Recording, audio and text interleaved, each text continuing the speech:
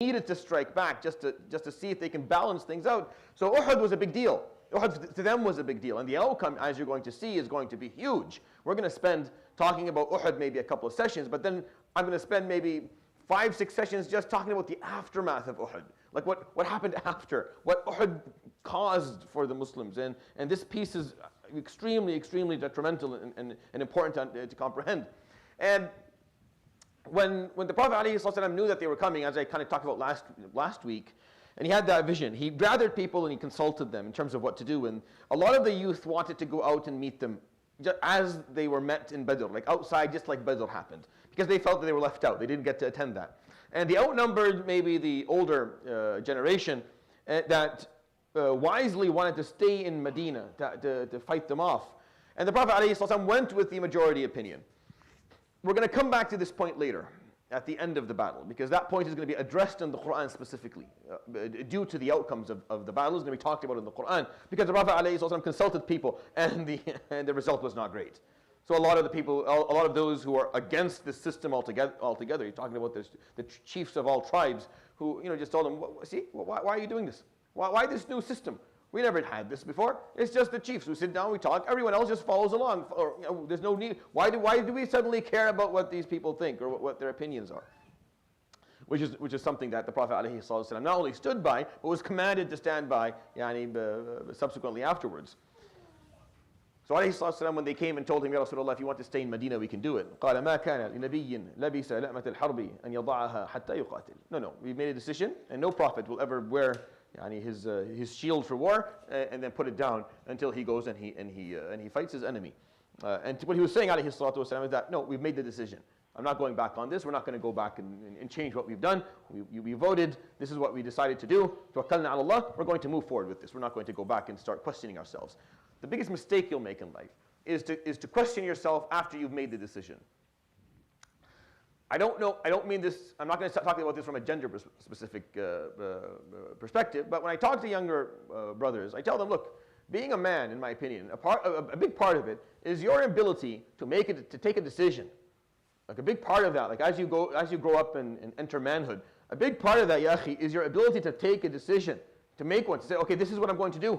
I looked at everything, I studied this, I asked, I consulted with those who have wisdom and knowledge, and this is what I'm going to do. You have to be able to do that and own it. Like you have to be able to make that decision and then own your decision, for better or for worse. Like, and that's a big part of just growing up into this world and becoming an adult. Not necessarily a man, but this is how I was taught, but growing up. And a lot of us don't. It takes us a long time. Like a lot of our younger brothers, for me at least, watching it, a lot of my younger brothers are taking a long time to own up to their decisions and their choices, and that's affecting. It's affecting your not just your mental health, but your attitude and your perspective about life.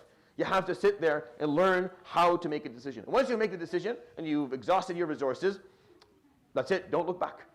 Just go forward. You've looked at all the possibilities. You've asked all the right questions. You did your istikhara. You've balanced things out. This is what it seems to be the right decision. Tawakkal, go. Don't let someone. There's always going to be doubts, ya akhi. There's always going to be doubts about something.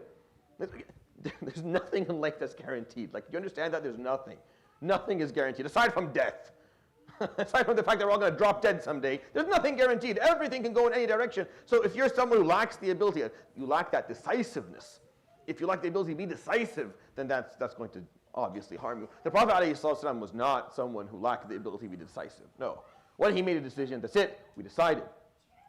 Imagine if he said, okay, we stay back. Now the morale has already dropped 30% before the battle even started.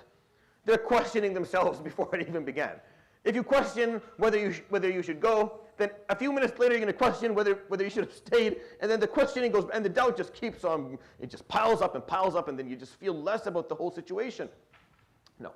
Once you make your decision, you move forward. And that's what he did, alayhi salatu wasalam. Nope, we're going forward. That cost him a third of the army. It cost him a third of the army. Abdullah ibn Ubay bin Salul said, no, I'm not going out. He asked the younger generation. He shouldn't have done that. I am the one who I was there Yom Bu'ath. I was there on the day of Bu'ath when Khazraj and Aus fought. I was the one who ended that war. He's going to ask a bunch of kids. He listens to me.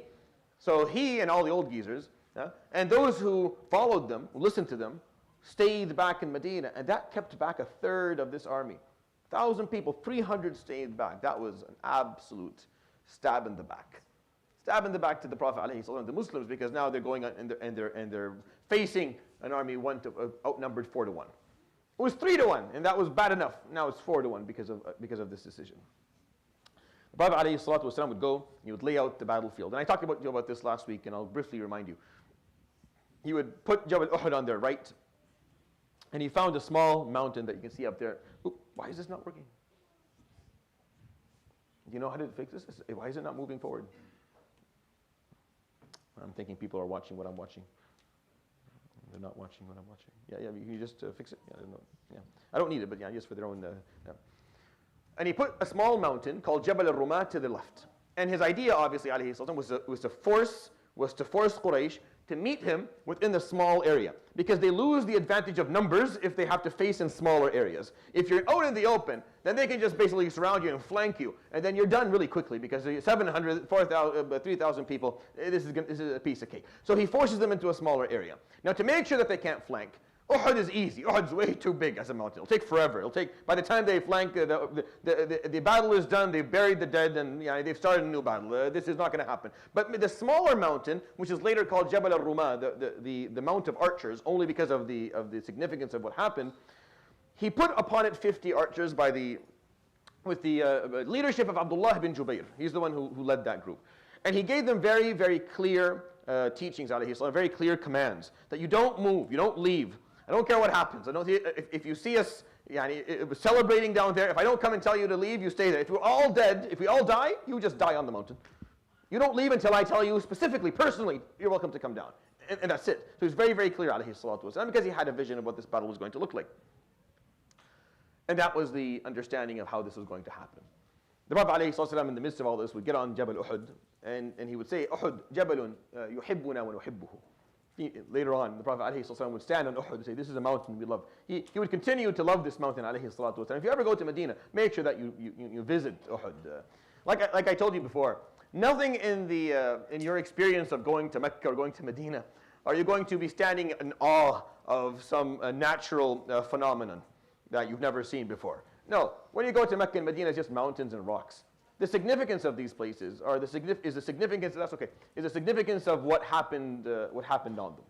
Like the significance of these spaces is what actually occurred there. Who stood there one day and what they did, and your ability to contemplate that and reflect on that is really where it all becomes important.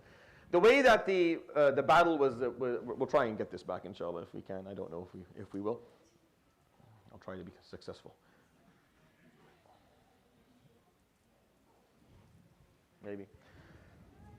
The army of the Mushrikeen, Banu Abd ad-Dar, were going to be the heart of the army. And Banu Abd ad-Dar is okay, perfect. I'll do that. Jazakallah khair, thank you. Very good. Yeah. So they were in the middle, and then you had Ikrimah ibn Abi Jahl and his platoon on the left, and you have Khalid ibn Walid on the right. And now, if you see this picture over here, so this is where Khalid is standing. He's on the right side, and then Banu Abd in the middle, and then Ikrimah is on the left. And this is how the army is broken down. Now, because of the area and how small it is, they couldn't fit all 3,000 people, so it was they were stacked up. So it was much easier for the Prophet ﷺ, the Muslims, to actually hoard their gun. Khalid, immediately, his plan, which is the natural plan, he wants to flank around. He wants to go around Jabal al-Rumah to try and get the Muslims from behind. As he is trying to do that, he couldn't because of the 50 archers who are there. Mind you, and I pointed this out last week, is my last point, the Arabian bow is huge. It's as tall, it's maybe a little bit over a meter. So it's as tall as a little boy. And it's very difficult. Like the sturdiness of the bow is very, very hard. Like for you to pull on it, you need like two young guys to pull back just to get it. And if someone knows what they're doing, actually does it properly and lets the arrow fly, the sound that it makes and the force through which it hits something is actually terrifying. It's very scary. So if you have 50 skilled archers on a mountain with their bows pulled back for a bunch of people on horseback, this is not going to work. The flanking is not going to be successful. So Khalid could not move. So Khalid was paralyzed right off the bat, even though the whole plan of this battle was to have that. Now, interestingly enough, no duels happened in Uhud. Duels occurred on the day of Badr, but not in Uhud. the mushrikeen didn't want to they didn't want to risk that this time around, because they felt that those duels were the reason. This is how they're explaining to themselves. Those duels were the reasons that they lost, because of how quickly Hamza and Ali and Abu Ubaidah ended the duel. They're like, we're not going to do this time. We just go in full throttle. We just we massacre them. None of this duel business. We don't need any of that. So they came full force. Obviously, a lot of anger. The Prophet ﷺ, the way he had broke it down, the one who is carrying the banner is Sayyidina Mus'ab ibn Umayr radiallahu anhu.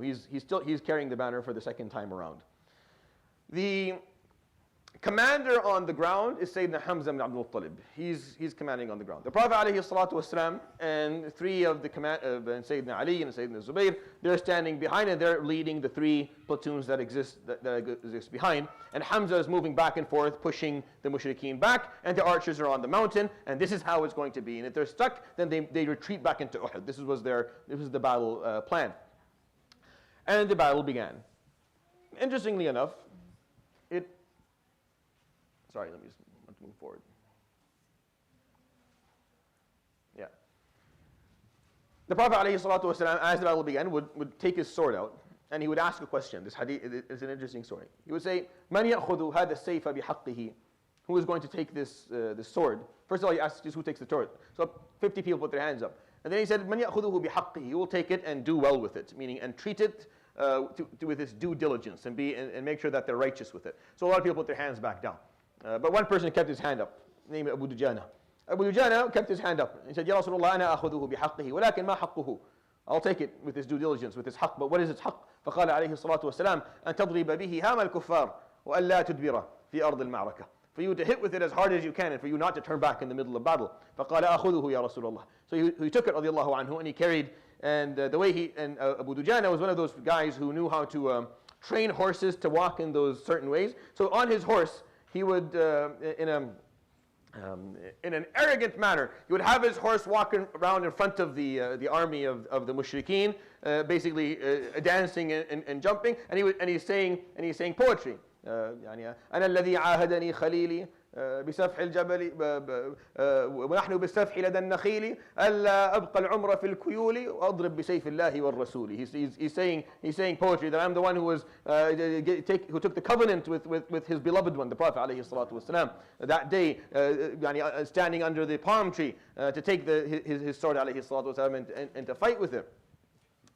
And he was strutting back and forth with his horse in front of people. فقال عليه الصلاة والسلام, pointing to him, قال ألا إن هذه لمشية يبغضها الله سبحانه وتعالى إلا في مثل هذا الموضع. Indeed, this strutting is an action that is despised by Allah subhanahu wa ta'ala. It's very arrogant. There's a lot of vanity in it, except in this context. Except in this context here, it's okay. In the battlefield. In the battlefield, when you're at war, certain things are changed. It's not everything is exactly the same, right? So when you're living your life, unless you're at war, ya akhi, you have really very little reason to be vain and arrogant. Like, unless you're on a battlefield and you're trying to fight the enemy, keep that for the enemy. Keep that for at some point in your life if you are forced to stand in combat and fight for your country, or fight for yourself, or fight for righteousness. At that point, if you want to show off, if you're going to be arrogant, go ahead. That's the time for it. Aside from that, أذلة على المؤمنين يا أخي. The Quran tells us, and the Deen tells us, you're very humble with the people around you. You show humility. You show a certain degree of ease and kindness. You don't show. No, this is not. So when you're doing that, I always ask. I see someone who's being a little bit. What are you? Are you preparing for war, ya aini? Are you praying for battle? Because it looks like it. These are not your enemies. These are your brothers. Why the arrogant tone? Why the vanity? Why the confrontation in that manner when you're dealing with people who are on your side? When you're on the battlefield, and then go ahead. So this is they followed along Abu Dujana, and Abu Dujana on that day he fought, and he fought well. And one of the people who were watching him, قال يا أبو دجانة هذا الملثم لما لم تضربه. As you were fighting, there was a person whose face was unclear. It was all covered with the silk that they put on their heads. فقال كانت امرأة وأبيت أن أضرب بسيف رسول الله امرأة. No, that was a lady. It wasn't a man.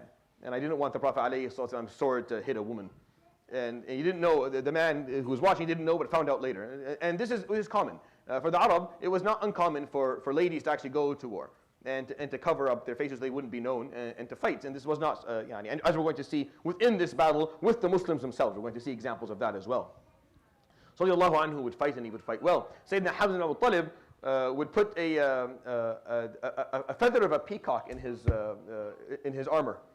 As a sign of vanity, radiallahu anhu, on the day of battle. And the Prophet ﷺ would make a similar comment on it.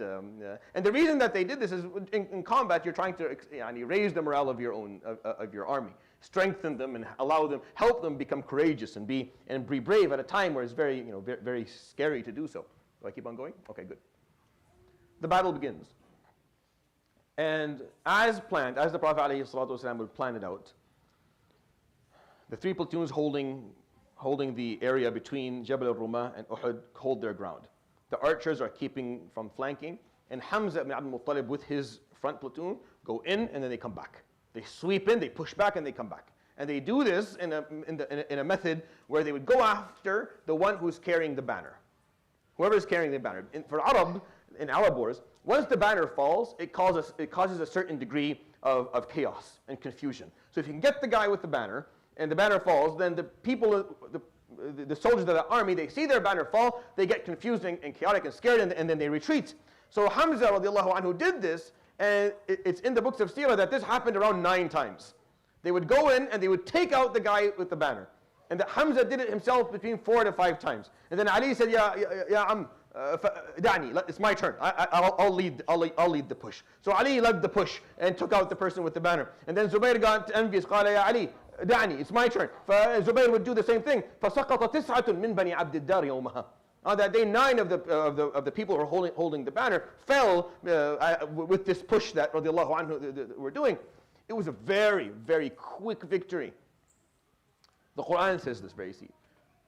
وَلَقَدْ صَدَقَكُمُ اللَّهُ وَعْدَهُ إِذْ تَحُسُّونَهُمْ بِإِذْنِهِ. Indeed, Allah subhanahu wa ta'ala delivered on His promise to you as you were. Al-Hass is a word where if you're going and you're plowing something, you're plowing land. Hass is the act of plowing land. تَحُسُّونَهُمْ بِإِذْنِهِ, as you were basically plowing your land back and forth. They did this 9 times. The one who was carrying the banner on the day for the Muslims is Mus'ab ibn Umayr. For the majority of this battle, he just stood there. Do you know what the slogan was?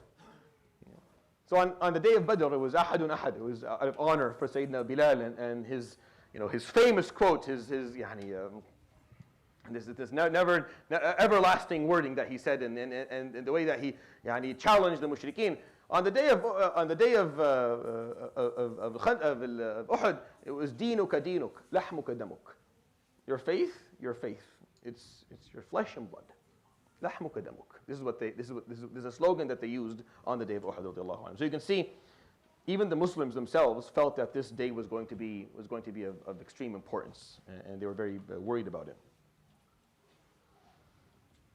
As they are doing this, one after the other, the banners fall. And the mushrikeen are in chaos. Khalid is stagnant at some point right under the mount of archers. He can't move.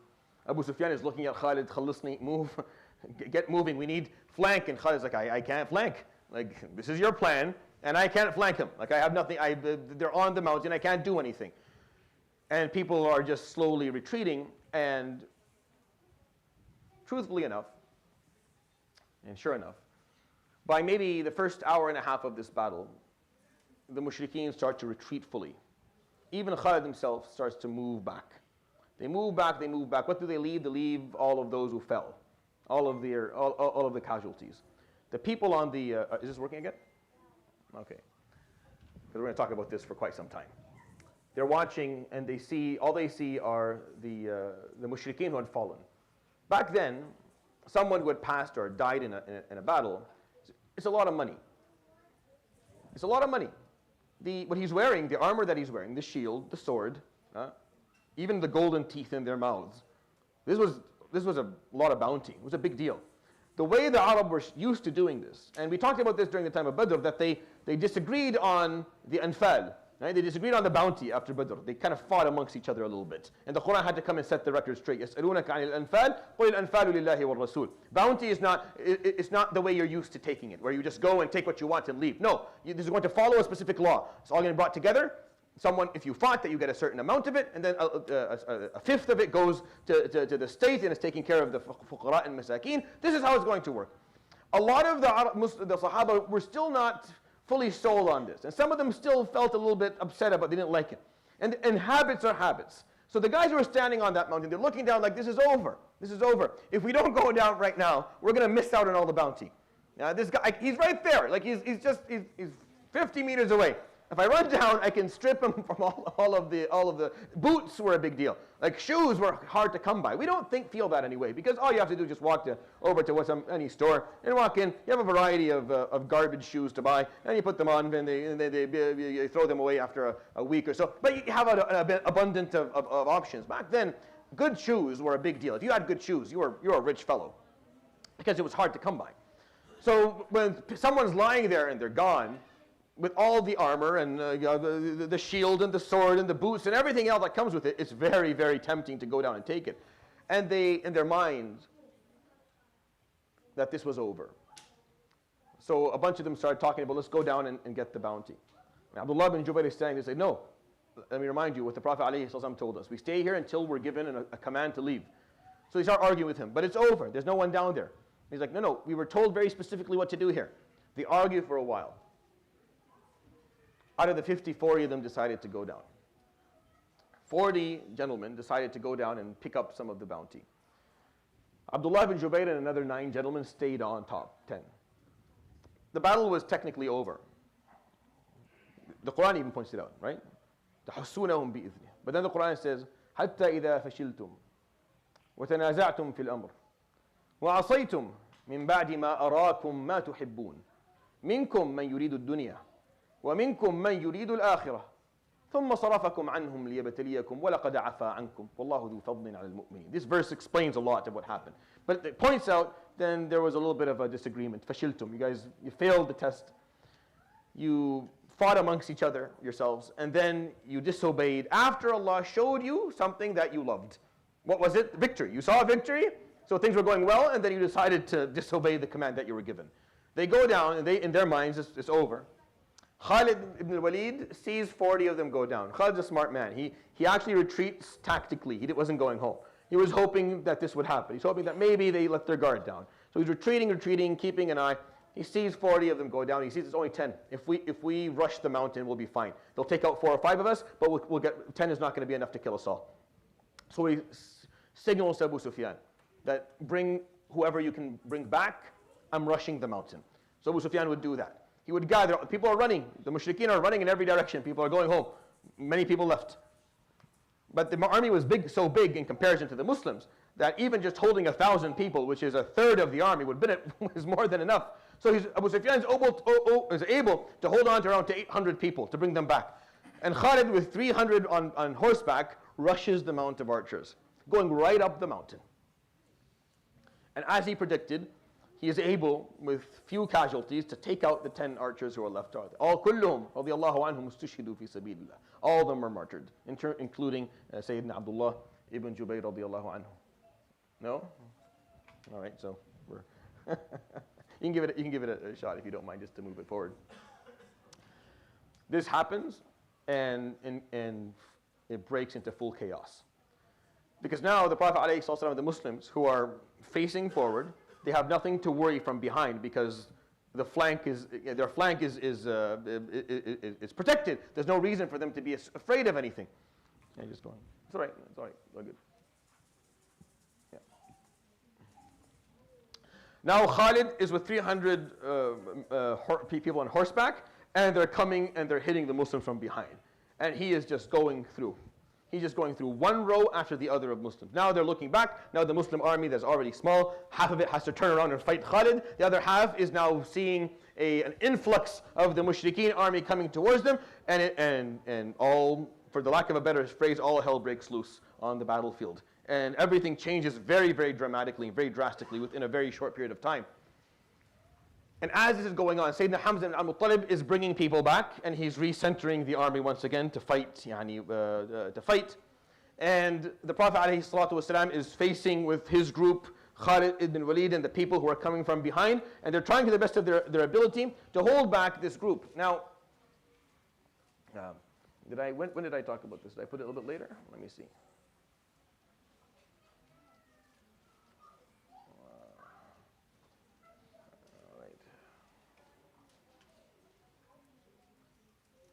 I wanted to show you a nice picture here, but I'm not sure if we're going to get it. So, yeah. So this is what happened. This is where you have Ikrimah and Abu Sufyan and Khalid once they went flanked from behind, and now this green group here is between, as they say, a kammasha.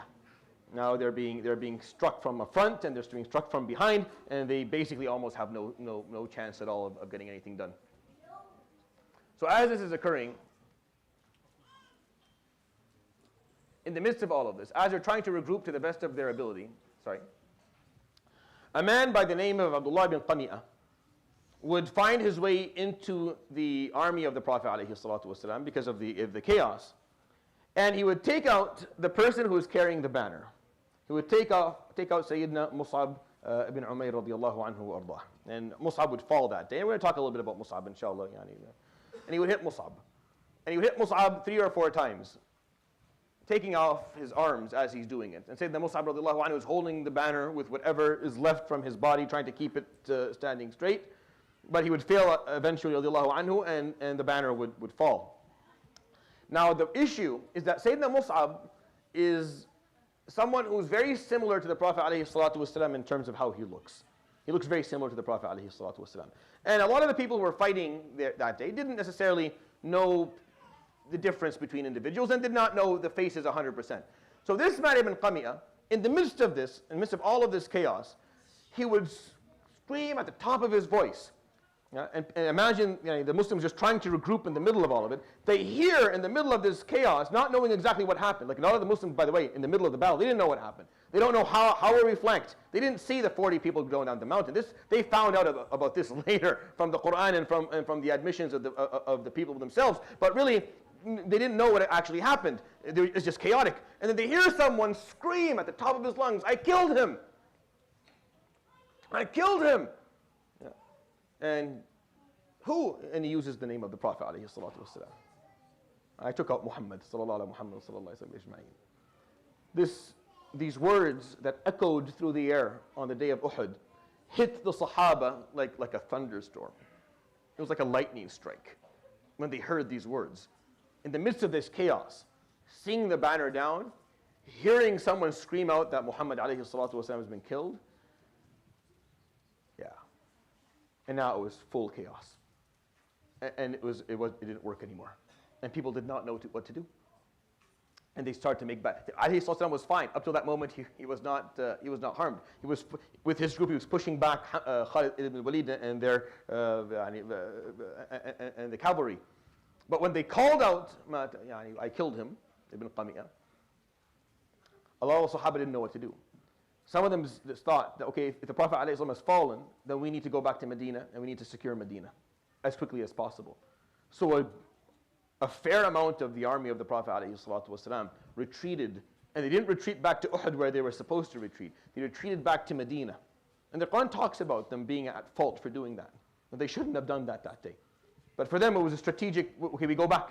And they start pulling back, going back to the Medina of the Prophet ﷺ to secure the Medina, because as far as no one fixed it. Like when it was called out that I killed Muhammad, no one corrected it, because no one had the time. And no one had the clarity or the visibility to actually fix this problem. The Prophet ﷺ would later actually say something about this. Like he would make a statement, but it wouldn't. And what they were saying is, ماذا نفعل بعد رسول الله صلى الله عليه وسلم? What do we stay here and do after him عليه الصلاة والسلام? Like, what are we going to stay here and do after him? So we go back to Medina and we secure Medina. We start moving back to Medina, and the Prophet ﷺ, for a short period of time during the Battle of Uhud, was left with maybe 20 people. He had to retreat back into the small opening of the Mount of Uhud, and he was surrounded by maybe 20 people tops. And that's it. And you're fighting off in the hundreds. And he would stand there, alayhi salatu wasalam, that day, and he would say, Wallahi ma ansafana ashabuna. Our companions have not been fair with us today. Ilayya ibadallah. Oh, servants of Allah, come to me. Ilayya ibadallah. Come to me, oh servants of Allah. But no, there was not, the chaos was too, and people started to come. And those who were alive started to come back. And he ended up with a small group that held the line just at the mouth of the Mount of Uhud, just keeping themselves waiting for maybe more of the Muslim army to join. And these 20 would hold their ground long enough for a few other things to happen, just for a number of events to occur for the Muslim army to regroup again. But that day it was only 20 people standing by him, alayhi salatu wasalam. One of them is Sayyidina Abu Dujana again. They narrate and they say, قال لما اشتد الأمر على المسلمين, when it became really difficult for the Prophet and the people around him, وأخذوا يرمونهم بالنبل, and the Mushrikeen army started to just shower arrows down upon this small group. قال كان أبو دجانة قد أحاط برسول الله صلى الله عليه وسلم.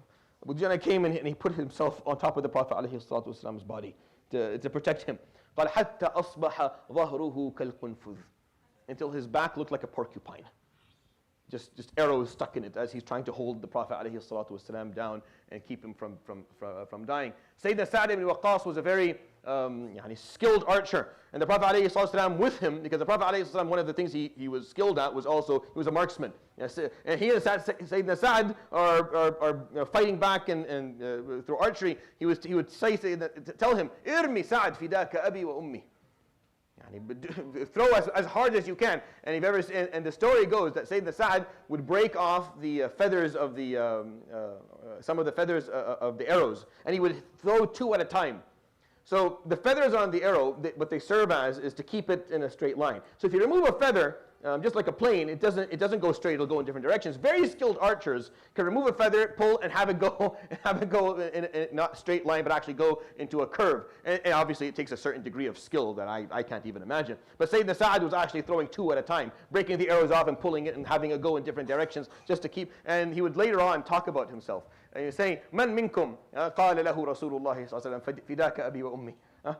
How many of you did the Prophet ﷺ in his life say, Fidaka abi wa ummi, meaning may my parents be a fida for you. Fida is ransom, or it's an offering. Say, I would offer my family for you. And it's something the Arabs say. Arabs say stuff like this. Be careful with, if you ever go to it. If you talk to an Arabic person, or especially if you come to Syria, they'll say, تكرم عيونك من عيوني, I'll give it to you from my eyes. Don't pluck their eyes out. This is just a way of speech. It's just a figure of speech. But they like using these terms because they're respectful and they're loving. Saying that from my eyes, meaning I will protect you as I protect my eyeballs. Right? So the Prophet ﷺ says, Fidaka something, Fidaka abi wa ummi. It's just a figure of speech. It's not disrespectful to his parents. It's more saying that, trying to explain the amount of love that he has for this person. So Sayyidina Sa'd was always very proud of that moment, that the Prophet ﷺ said that. And of course, he was one of the few people who stood by him ﷺ on that day. By far, if you're ever asked who was the hero of the day of Uhud, or who you would, it has to be Talha. It has to be Talha. Back forward and forth. If you ask the Sahaba who were there that day, they will all talk about Talha. Despite the bravery of a lot of people I'm going to talk about, despite the bravery of Sayyidina Mus'ab ibn Umayr radiallahu anhu. Let me do this now because I'm going to forget and I don't want to do it now. May you always take time every once in a while, like occasionally, and think about Mus'ab. Because Mus'ab will forever be, forever was a sore spot for all of the Sahaba who knew him. They never really got over him, radiallahu anhu. He set an example for the Muslims at that time that put the bar so high for them that it was hard to follow in his footsteps, radiallahu anhu. He is someone who accepted Islam despite the fact that his parents were absolutely against it. His mother specifically. There are narrations that his father passed away at some point. He was a very wealthy young man. Very, very wealthy. Wealthy to the point where he only dressed clothes that came from foreign sources. Nothing local. That type of rich. Rich where the colognes that he wears, no one else owns. You can smell him from a mile away. Radiallahu anhu. He was very, very pampered. And from a very noble family. And when he accepted Islam, he lost all of it. His mother cut him off dry, completely. She never. And the thing is that Mus'ab never recovered. Like Mus'ab never in his life made something for himself. When you give something up for Islam, unfortunately for a lot of us, may Allah forgive us all, yani, and I want you to think about this. We have an expectation that Allah subhanahu wa ta'ala somehow makes it up for us in dunya. He'll give me something back later on. Mus'ab never got that thing later on. Like that thing that you're promised to get afterwards, after all that, Mus'ab never got it. Mus'ab, after he accepted Islam and was shunned by his family, continued for years later to live in poverty. He was very poor. He never got married. He never had kids, which back then was actually a much bigger deal than it is probably today for many reasons. He would go to Medina, he would represent the Prophet ﷺ. He would be the face of Islam, which is obviously an absolutely impossible job to do. How do you represent Rasulullah ﷺ during his life? How do you do that? How could you possibly do such a thing? And he never, like throughout the years in Medina, year number 1 and year number 2, and now year number 3, Jazakallah khair in Uhud, he never made money. He continued to be very, very poor. And really what broke the Sahaba is at the end of the Battle of Uhud, when they had to come back and bury their loved ones. They stood there and they looked at Mus'ab. And a lot of the Sahaba identified with him because he's the one who converted them. Like he's the one who taught them Islam. Like they knew Islam through him. He's the one who taught them the Quran. He is the one.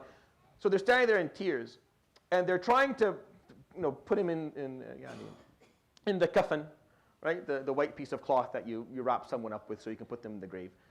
And they have this little piece of cloth, and this piece of cloth could not seem to cover him. So they cover his head, and then his feet stick out. So they try to fix it up, and they cover the feet, and the head sticks out.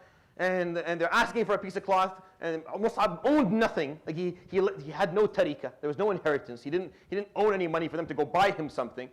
And it was like a moment of just truth. Like, it was like a little bit of a breakdown for many of them, where they got frustrated with this piece of cloth, where they couldn't cover him properly, and then they just broke down. And and they never got over it. And you know why we know this? Because this story of them standing there, not able to cover his body, radiallahu anhu, appropriately, was told by 6 of the Sahaba. Years later, like Ibn Mas'ud, and Rafi' ibn Abi Khudayj, and Anas ibn Malik. All these people would talk about this incident, and they would be sitting there, and someone would bring food of some sort, they'd bring something nice to eat, or they would be offered an offering of a gift of some sort, and they would stand there, or they would sit for a moment, they would say, what are we doing? مر يوم أما نحن فقد عجل الله لنا. As for us, Allah subhanahu wa ta'ala has given us all the beauties. أما مصعب فإنه توفي فإنه استشهد يوم أحد ولم نستطع وكنا إذا غطينا رأسه لا نغطي قدميه وإذا غطينا قدميه لا نغطي رأسه, and they would sob. Yeah, we're enjoying all this, but Mus'ab died, and we could not cover him properly. We couldn't give him a proper burial. We couldn't put him in a proper kafan, radiallahu anhu warḍah. And it stuck, and it stayed with them for the rest of their lives. As an example of someone who never cashed in. Not in dunya at least. Not in dunya at least. And it was a lesson that, look, if you're entering this deen, and this deen means something to you, don't enter with an expectation that Allah subhanahu wa ta'ala rolls out the red carpet for you in this life. The red carpet that you're looking for is going to be rolled out if you do things well on the Day of Judgment, inshallah. Yawm al-Qiyamah, inshallah, you come and you're in a good situation, and you're happy with what Allah subhanahu wa ta'ala has in store for you. But if you're expecting it in dunya, remember Mus'ab. And remember how Mus'ab radiallahu anhu never cashed in. He never got married, he never owned a house, he never made anything. And he was martyred on the Day of Uhud and left nothing in this world, and no wealth to even support himself, radiallahu anhu warḍah. But by far Talha was the hero of that day. Talha radiallahu anhu would, in a moment during the middle of the battle, would start pulling the Prophet alayhi salatu wasalam back from where the Prophet alayhi salatu was always up front in these battles. And the Sahaba always wanted to pull back a little bit so that the probability of him being harmed would be less. But the Prophet wanted his face to be seen because the whole rumor of him being killed was the problem. The problem was that people thought he had died. whether it was the mushrikeen, so their morale was high, or the Muslimin, and their morale was low, and they had left and gone altogether. So he wanted his face to be out there. Talha didn't want his face to be out there, because if the mushrikeen saw him, then they would come after him, and there was only 20 people, tops, that were protecting him. So he kept on asking the Prophet, Ya Rasulullah, put your head down. Ya Rasulullah, put your head down. And he would stand there, trying to keep kind of in front of the Prophet to keep him safe. And interestingly enough, that Sayyidina Talha radiallahu anhu would see, and how he did this, I don't know. He would see an arrow heading to the Prophet ﷺ, and he would put his hand out, and it would go right through his hand, and it would paralyze his hand. And he would never use his hand again. After that day, Talha never had a non-functional hand. For the rest of his life, it never worked. And the Sahaba would kiss his hand every time they saw him. It was done that for the sake of the Prophet ﷺ. And he would tell the Prophet, Ya Rasulullah, اخفض رأسك, put your head down a little bit. قال ما تريد يا طلحة, what do you want? فقال نحري دون نحرك يا رسول الله. If they're going to kill someone, let it be me. I'll call upon your name, but let it be me, not you. Just put your head down so they can't see you. Sallallahu alayhi wa sallam ajma'in. In the middle of the battle, at the end of the battle when they were going up, Sayyidina Talha found the Prophet ﷺ not able to go up the stairs, up the mountain. Like there were all these little, there's always a stairway in mountains, especially mountains that are known. Uhud had ways for you to get up to the top of it. It was rocks upon rocks, but the steps were high enough that you needed a little bit of strength, and it wasn't just, you'd have to kind of use your hands to get up. And the Prophet ﷺ at that point was so tired, so Sayyidina Talha would stand in front of the Prophet and put his back down and say, Rasulullah, step on my back and get on top, and step on my back and get on top. And the Sahaba watched them. And after that battle, he was called Talha al-Khayr.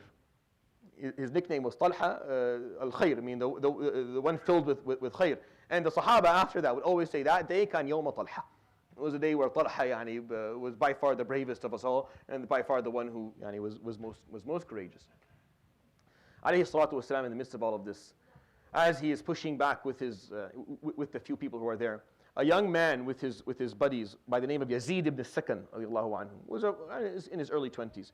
And Yazid had a group of friends who often would come and attend the Prophet ﷺ's halaqat and learn in the masjid, and they would memorize the Quran, and they were part of the 70 group that would teach people how to read the Quran and teach them crafts. So Yazid radiallahu anhu was amongst the people, 20 and his group, maybe 7 or 8 men, were amongst those who heard the Prophet ﷺ call upon, إِلَيَّ عِبَادَ اللَّهِ, oh servants of Allah, come back to me. So he was there, and he was fighting off with his group for the Prophet ﷺ. One by one, this group of young individuals fell that day.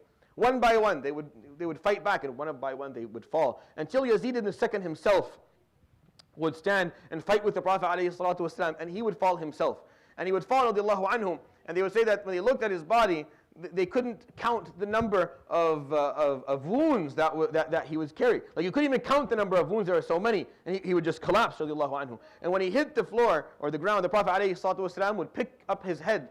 يقول لا يمس وجه يزيد بن السكن التراب. It's not appropriate for his face to be stuck in the mud this way. So he'd pick up his face, radiallahu anhu, and he would say, Allahumma inni ushhiduka anni radin an Yazid ibn al-Sakani wa ashabihi. Oh Allah, be my witness that I am satisfied with Yazid ibn al-Sakan and all those who fought with him on this day. Sallallahu alayhi wa sallam ajma'in. And he would mourn him, alayhi salatu wasalam.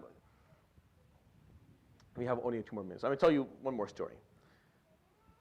In the midst of all this, you have a lady by the name of Nusayba bint Ka'b al-Maziniya, radiallahu anha, Amara. Nusayba bint Ka'b, radiallahu anha, would stand there on that day. She was responsible for the water and the food and for taking the wounded. But because of the chaos, she picked up her sword and she joined those 20 who were defending the last stand that the Muslims had during those difficult couple of minutes. And she would fight with the Prophet alayhi salatu wasalam. And she's fighting, and this is not what she does, generally speaking. So she comes up to Ibn Qami'ah. Ibn Qami'ah, who just killed Mus'ab, found out in the midst of the chaos that he had not done the job. So he wanted to go back and get the job done. So he's looking for the Prophet ﷺ. He sees him. He's coming from behind. Nusayba is standing there, and she's fighting him off. And of course, he is dressed for war, and he's much more capable. So he's hitting Sayyidat Nusayba bint Ka'b, and she's قال فضربها على كتفها حتى غار كتفها. He kept on hitting her in her shoulder until he opened a hole in her shoulder. يقول لو وضعت قبضتك في كتفها لدخلت. If you took your fist and put it inside the wound, you could put it inside. That's how gaping this wound was. And she's fighting back radiallahu anha until her son Habib ibn Zayd would come by and remove Ibn Khami altogether. But she would call upon him and she would say, Ya Habib, da'ni dunaka Rasulullah sallallahu alayhi wa sallam. Leave me, I'll fight him back. Go and stand by the Prophet alayhi salatu wasalam. So the Prophet alayhi salatu wasalam now sees this. He hears this. And he looks and he sees Nusayba. فقال يعني كم تطيقين يا عمارة. How brave are you? How can you put up with all of this? فقالت أطيق وأطيق يا رسول الله. And I'll put up with more. وإني أسألك سؤالا واحدا. I just have one thing that I ask of you. فقال سلي. فقال أن أكون معك في الجنة. That I be with you in Jannah. فقال صلى الله عليه وسلم لا بل أنت وأهل بيتك. No, not alone. It's you and your family who will be with me. صلى الله عليه وسلم أجمعين. And Nusayba bint Ka'b Amara that day would be one of the few. She's an interesting individual. She will outlive the Prophet ﷺ by a number of years. And she will fight in a battle yet again that is probably as epic as this one for the sake of Allah subhanahu wa ta'ala. And that's the story of Nusayba bint Ka'b radiallahu anha. I'll end with that inshallah ta'ala. We'll allow for the kahoot for the next 10 minutes. Subhanakallah bihamdik. Shadu an la ilaha illa anta astaghfiruka wa atubu ilayk. Wa sallallahu wa sallam wa baraka ala nabiyyina wa habibina Muhammadin wa ala alihi wa sahbihi ajma'in. Jazakumullah khair wa barakallahu feekum. Assalamu alaikum wa rahmatullahi ta'ala wa barakatuh.